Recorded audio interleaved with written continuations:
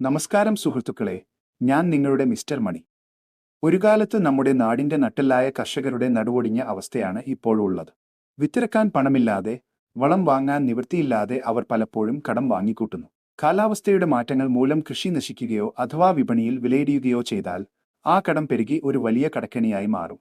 ഉയർന്ന നികുതികൾ കാരണം ട്രാക്ടർ പോലുള്ള ഉപകരണങ്ങൾ വാങ്ങുന്നത് അവർക്ക് ഒരു സ്വപ്നം മാത്രമായി അവശേഷിക്കുന്നു.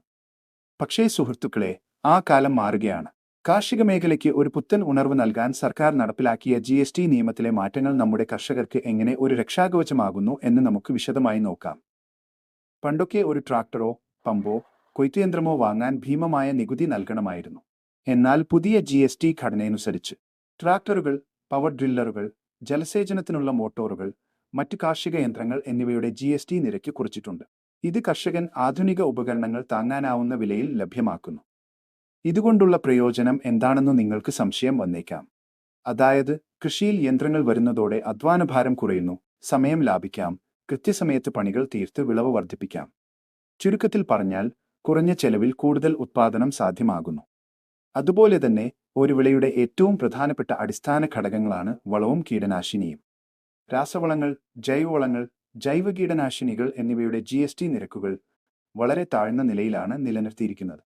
ഇതുകൊണ്ടുള്ള പ്രയോജനം, കൃഷിയുടെ അടിസ്ഥാന ചെലവ് വലിയ രീതിയിൽ കുറയ്ക്കാൻ ഇത് സഹായിക്കുന്നു. കുറഞ്ഞ ചെലവിൽ വളപ്രയോഗം നടത്താൻ സാധിക്കുന്നത് മണ്ണിന്റെ ആരോഗ്യം നിലനിർത്താനും മെച്ചപ്പെട്ട വിളവ് നേടാനും കർഷകനെ സഹായിക്കും. ക്ഷീരകർഷകർ നേരിട്ടിരുന്ന ഒരു പ്രധാന പ്രശ്നമായിരുന്നു വിപണിയിലെ വിലയിടിവ്. അതിനും പരിഹാരം ആയിട്ടുണ്ട്. പാൽ, തൈര്, പനീർ തുടങ്ങിയ അടിസ്ഥാന ഉൽപ്പന്നങ്ങൾക്ക് GST കുറവായതിനാൽ അവയുടെ വില ഉപഭോക്താക്കൾക്ക് താങ്ങാനാവുന്ന നിലയിൽ നിർത്താൻ സാധിക്കുന്നു. ഇതിൽ നിന്നുള്ള പ്രയോജനം പരിശോധിക്കുമ്പോൾ ഇത് ഉൽപ്പന്നങ്ങൾക്ക് സ്ഥിരമായ ഒരു വിപണി ഉറപ്പാക്കുന്നു. വില കൂട്ടാതെ തന്നെ കുറഞ്ഞ നികുതി ഭാരം കാരണം കർഷകനും ക്ഷീരസംഘങ്ങൾക്കും മികച്ച ലാഭം നേടാൻ കഴിയുന്നു.